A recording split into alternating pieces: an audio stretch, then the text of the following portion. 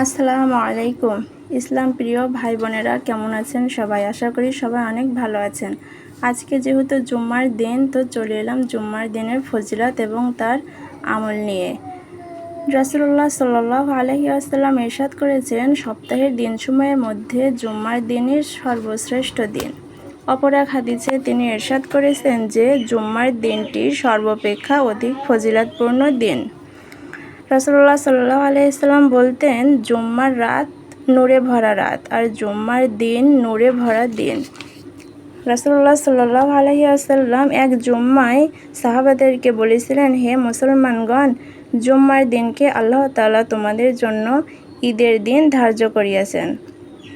অতএব এই দিনে তোমরা গোসল করিবে, গরিব হলেও নতুন কাপড় পরিধান করার চেষ্টা করিবে বা পরিষ্কার কাপড় পরিধান করার চেষ্টা করবে, মেসওয়াক করিবে, দাঁত মুখ পরিষ্কার করিবে এবং সুগন্ধি বা আতর লাগাবে, নখ পরিষ্কার করবে বা নখ কাটিবে।